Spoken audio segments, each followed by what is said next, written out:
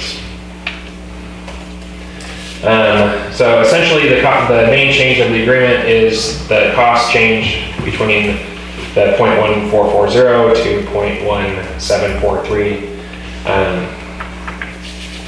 and allowing the construction start date to move to 2025.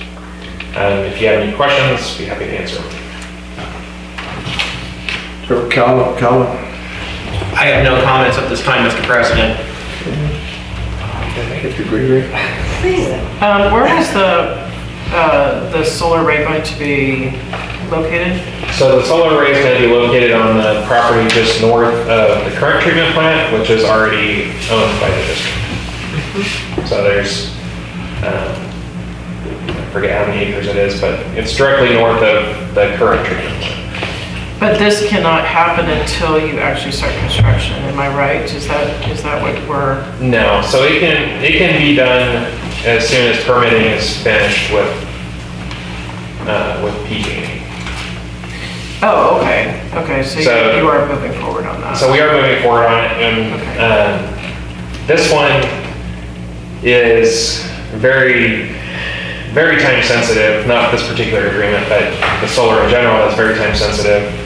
If it's not completely finished and ready to be turned on by April 2020, I believe, we risk losing our NEM 2.0 status.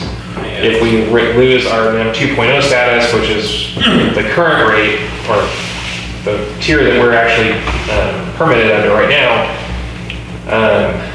the consequence for that is we end up in the NEM 3.0 tier, which, based on our projected usage, we would actually owe over $1 million after 20 years. So if we lose the NEM 2.0 status, there's really no incentive to build solar at all. Right, yes, well, that's good that we are still in that window of time, because that is big, big difference. I personally have dealt with that as well too, and it's the NEM 2 is where you want to be for sure. So yeah, we don't want to lose this. And just for clarification, that the treatment plan is obviously moving forward, but it's waiting on funding. There's no quote unquote real out-of-pocket funding to build the solar array. All of the construction costs are incorporated into the rate that's shown here, which is over 20 years based on our solar usage. The connection for this would be a new electrical MCC, motor control center, that connects the solar to the rest of the treatment plant. So there will be some cost on our part to do a temporary connection between that and our existing meter section. However, that's fairly minimal compared to losing the NEM 2.0 status. Okay, thank you. Yeah. So what's the time to complete this project? So it has to be done by 2026. Right. How long will it take them to actually do it when we say, yeah, we go and do it? So we're still waiting on PG&E's final approval. Once they get that, we're looking at probably 6 months to a year for construction. Really? And where are we waiting? Where do you think we are waiting with PG&E for approval?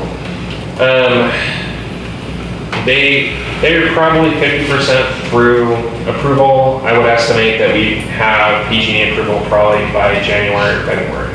Okay, so January, February for PG&E, you think we'll get our funding for the treatment plant by March?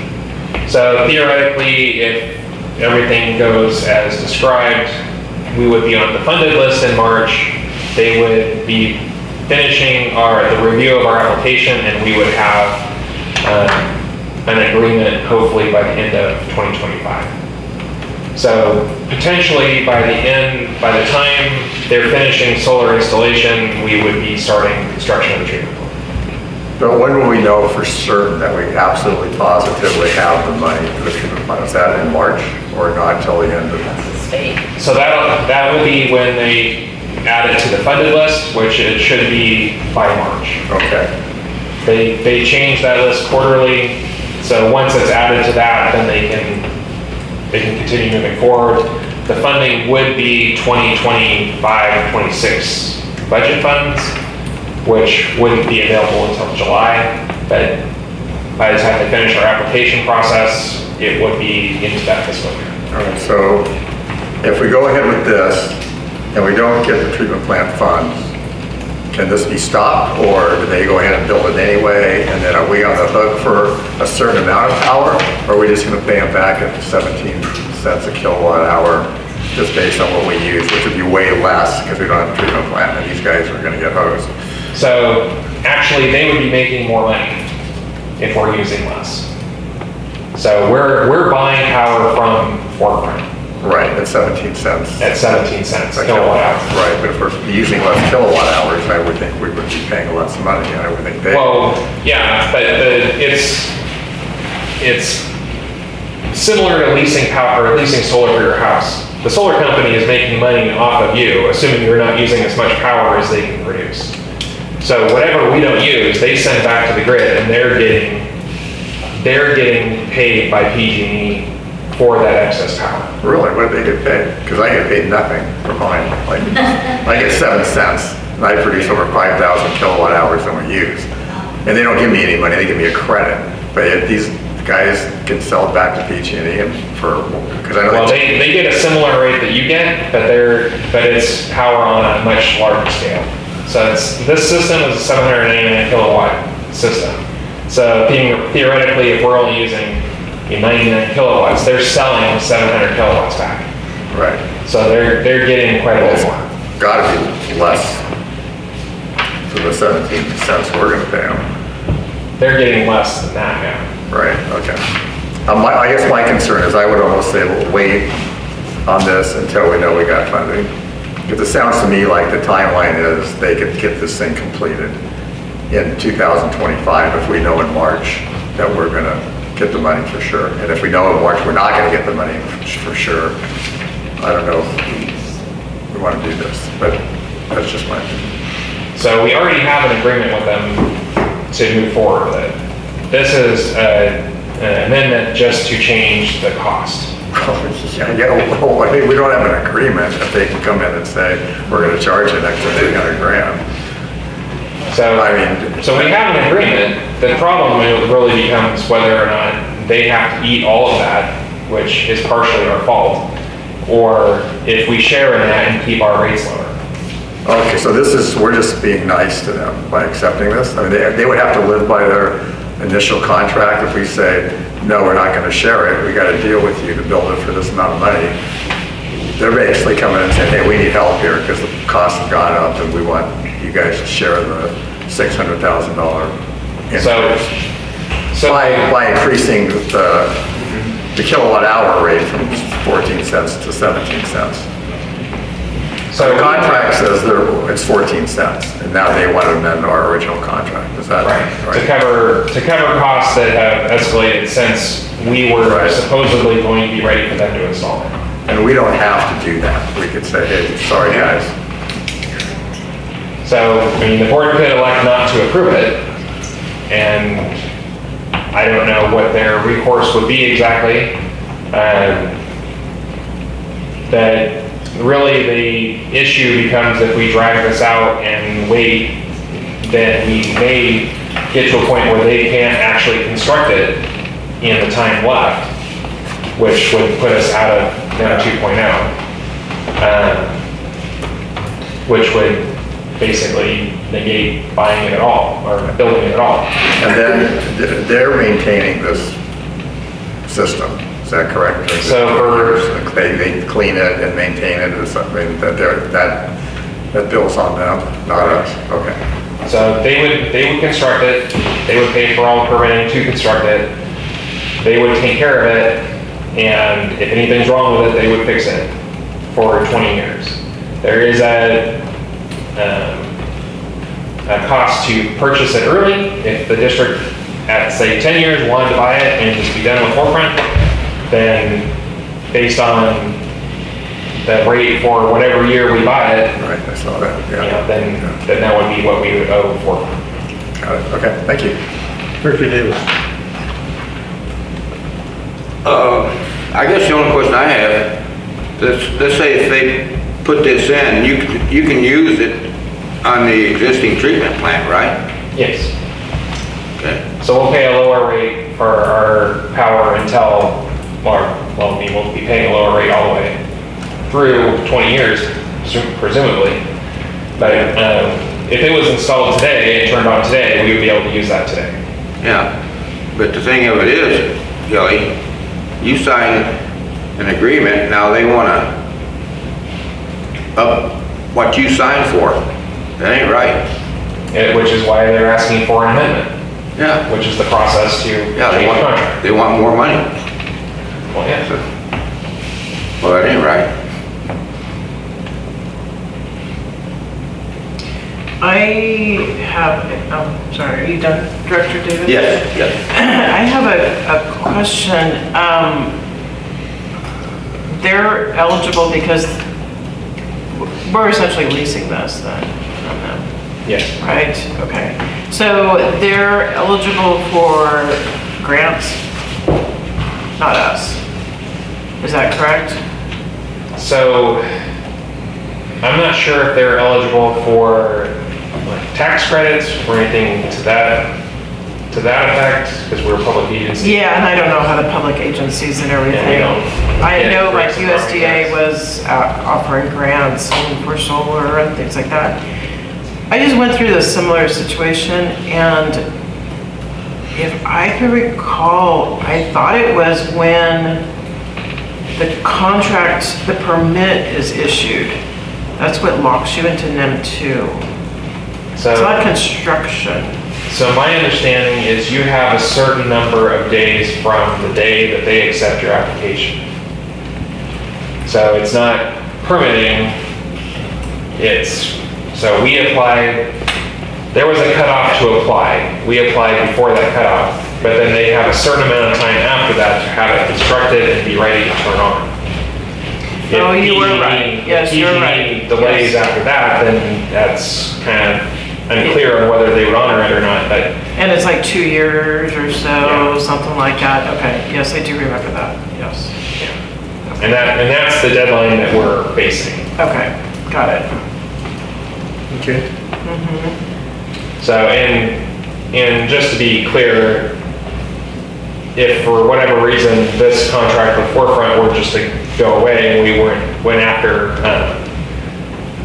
grant funds to provide solar, there really would be no incentive to have solar unless we were able to produce and use all of our own power. Building a system big enough to operate and to offset our nighttime use, especially when the treatment plant is built, is why this is so large. And if we're not getting any return on the power, the excess power produced during the day, we would either have to have battery power storage, or the system would have to actually create a revenue to pay for itself, which if it's not in NEM 2.0, like I said, based on their analysis, we would be paying almost $1 million more over 20 years than we'd be paying without it. Yeah, it's quite a bit different. Yeah. Okay, it's time about public comment. Good evening. Some of the things that I'm hearing from Mr. Dodds are, I believe, my understanding. So that to me means you aren't getting facts. What is the date where NEM2 becomes NEM3 for the district? What is that date? Does anybody know? I don't think so, because what I heard was I believe. So that's not a fact. In fact, there is a fact. You have a contract with this energy provider. The contract is in place, and there's nothing to delay them from starting construction tomorrow. The contract was signed, executed, and has been in the books for quite some time. So no one needs this amendment to start construction. They want the amendment because they signed a shady deal. Now, because of increased costs, Well, it's not advantageous for them. Or is it? As Mr. Dodds alluded to, if you're using 99 kilowatt hours out of a 799 kilowatt hour system, well, then your energy provider is selling it back to the grid. And whatever cost it is, however minute, they're collecting that money every month for 20 years. Do you not think that that makes up for the additional cost they're going to experience in the front end for the construction? Probably. Probably, and then some. If they were so uncertain, they wouldn't have brought this to you in the first place, and they wouldn't have signed the deal and been so excited to get this thing underway when they initially presented to you. I was there at the time and issued probably 20 or so questions to them, and they had no answers for me. So I was skeptical from the beginning, but based on the fact that they've come to you with essentially an amendment or change order, that if you take their 625 and 187, it's really almost $1 million. Again, what are you guys doing here? The contract is in place.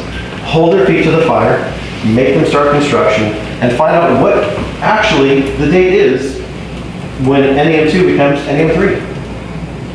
Thank you.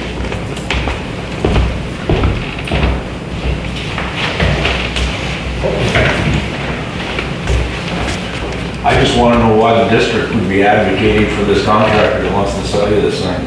You have a contract, you can follow it. Pretty simple. Any other public comment? Thank you, Board. Very well. I too am on need to and put it in at the last day of April 5th, before April 15th to sign up, and then I was on a waiting list, but PG&E approved my stuff before they could start, and then they gave me a date. They came in and construction was done in 2 days, and I have aggregation, so it offsets all my meters, not just one meter. And I own my system, so they don't pay me nothing. It's kilowatt per kilowatt. So I don't care what their price is because I'm offsetting all of it. And the part I don't use, I just plug in more stuff, so I use them. So they don't use it. So I don't know why, if it's not being put on the building that's being constructed and it's a freestanding unit, why it isn't already constructed and you're not already getting the benefit of the power. And yeah, I agree with you. You got a contract with them. Make them stick to it, or make them sweeten the deal on your end if they're selling the extra power. Any other public comment? If not, I can add a couple things. okay, go ahead. So in the agreement, it states that it'll be operational by March 31st, 2026, which I believe April 1st is the deadline to have it ready for construction, or ready for turn on. So there's that. What's your pleasure, Board? Mr. President, I also looked up the California Public Utilities Commission. You had to get your interconnection application into your utility provider before April 15th, 2023. I looked it up. And I said, you know what? I got a smartphone. Look it up. So, and we got our application all turned in and all good, right? Yeah, it's being processed right now. And just for clarification, the reason it wasn't built before is because the design of the treatment plant wasn't finalized before. So building solar without having any idea where percolation ponds were going to go or anything else to that nature would have been very premature. So that's the delay in start. There obviously has been a delay on PG&E side in processing the permit, but that's where we are right now.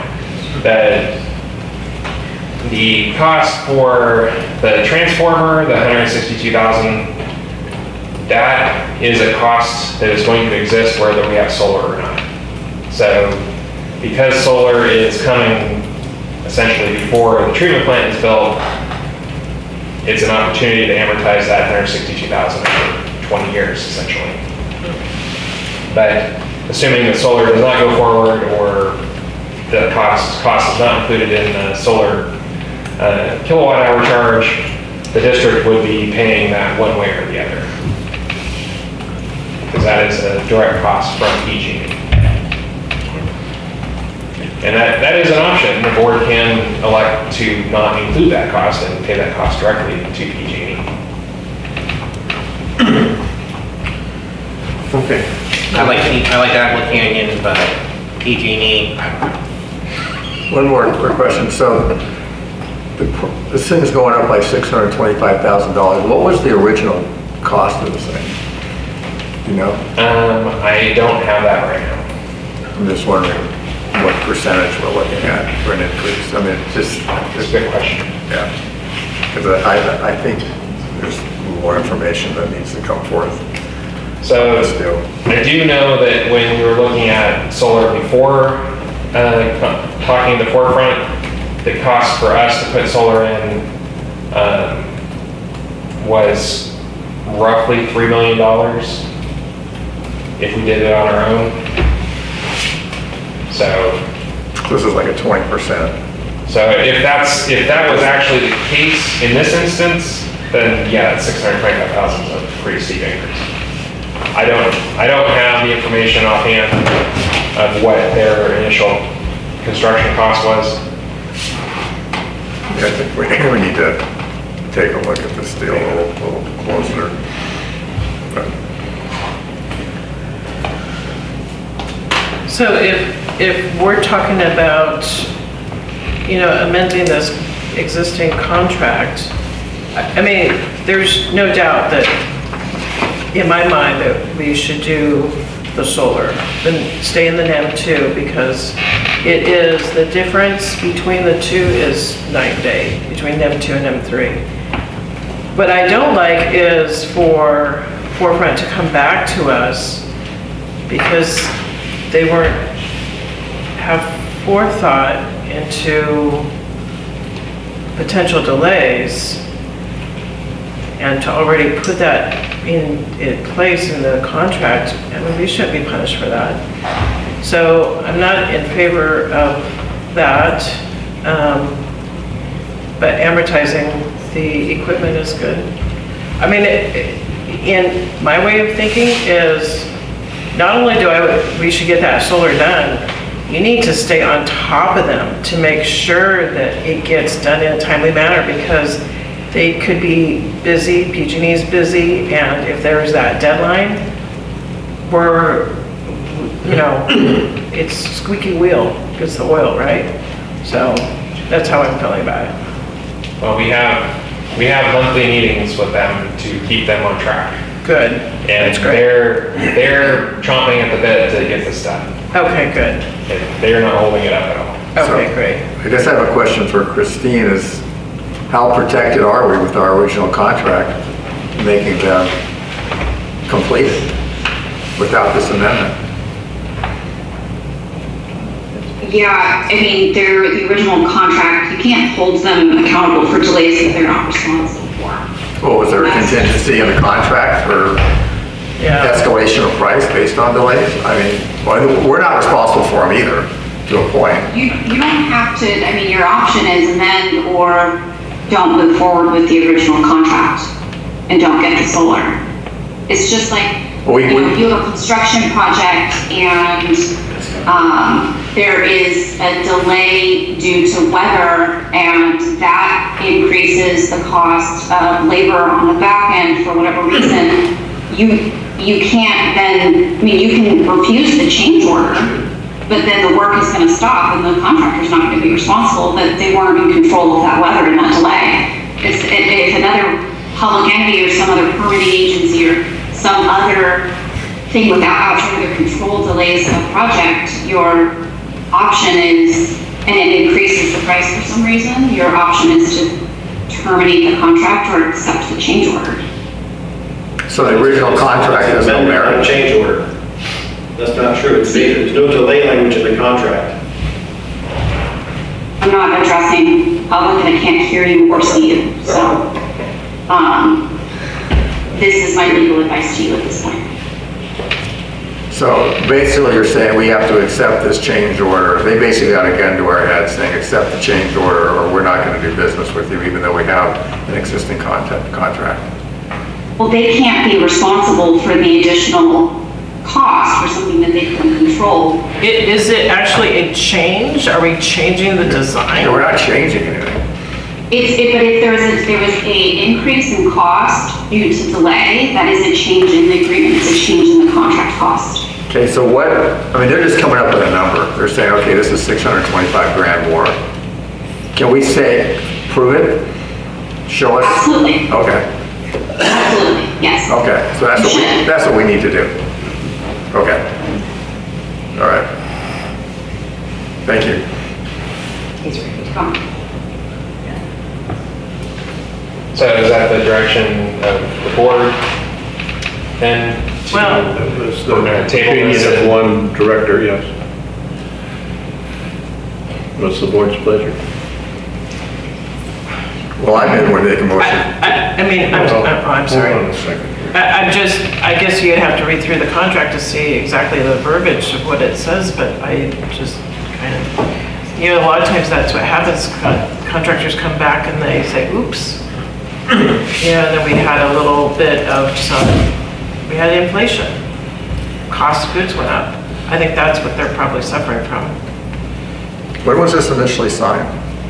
November 2022. November 2022. Okay, so it's 2 years ago. 2 years ago this month. For it to go up 600,000 though? We're, across the wastewater and water industry for materials, it's up 50, 100%.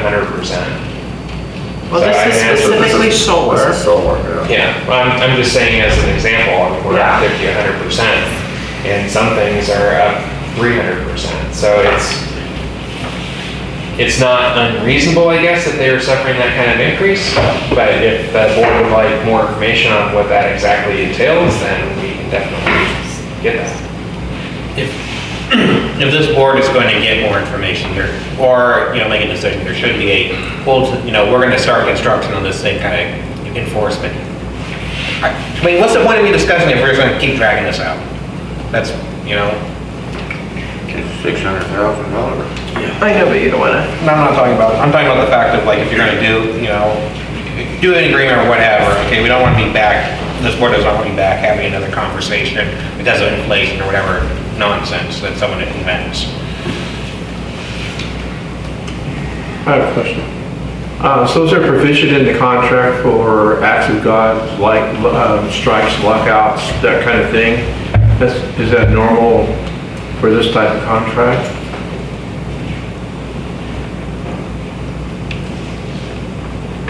I've never heard of one Sorry, for my cost we- increase, and I get that. So I'm sorry, I didn't mean to speak over you, Christine. she was just asking. I just wasn't sure if you were asking. Yeah, I'm asking is there some provision in there for them, the cost beyond their control that they can come back? What you're describing in acts of God or nature, Yeah, that's not what we're, I know that, but I mean, it's in the language in that section usually in a contract. Yeah. I know I have contracts and they state that, so, yeah.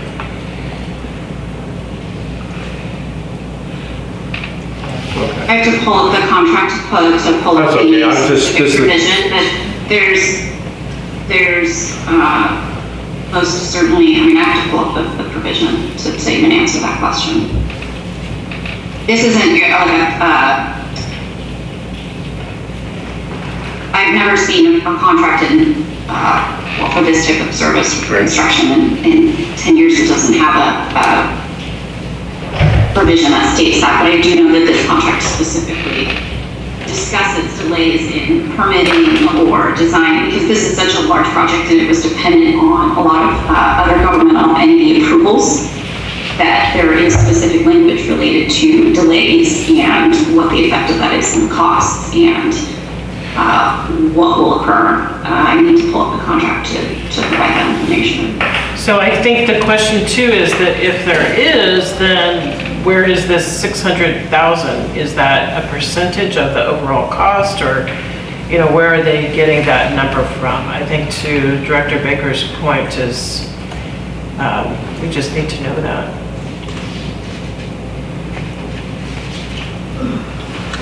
materials and labor over the last 2 years, a good bit of it. Just seems Things really have changed high. in 2 years. Yeah, with inflation.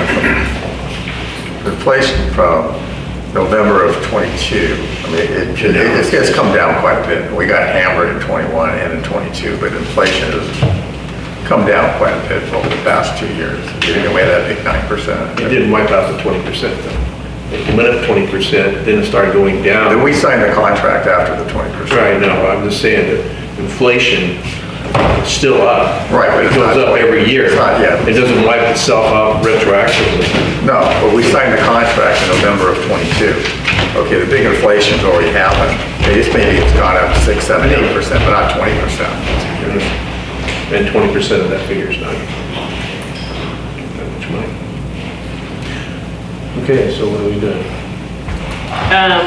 Well, I would say, well, Director Baker, did you have a motion Yeah. that you were going to? That's what you were gonna do? Yeah, I was gonna make a motion to basically table this until we get a further review of the contract, and then ask for the vendor here to provide us, a little more detailed information regarding why, the merits of a $625,000 increase. I second it. Yep.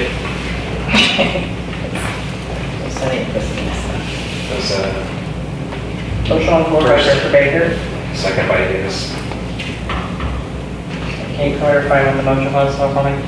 Motion was to table it until we can bring back more information on the costs of the merit of cost increase and the contract review. Second by Director Davis. Have a motion, or a vote. Director Calvins? He's, Sorry, haven't looked up. Director Baker? Yes. Director Davis? Yes. Director Gregory? yes. Director Smiley? Director Smiley? Yes. So we'll have 4-0 with one absent, okay? Yeah, that'll be fun in a minute. Four. Only on your phone. I have to say every time you get a call. They can send that to Christina now. Sure she knows it. Hmm? Sure she already had it. Yeah, I sent her the signed one. Stop the young.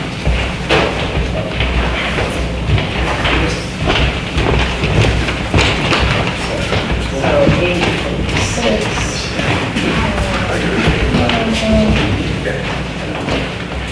We had a vote, Director Calvins, to table this to get a cost merit and review the contract, and it passed 4-0 with one absent. Perfect, thank you. Okay, moving on, district participation in social media.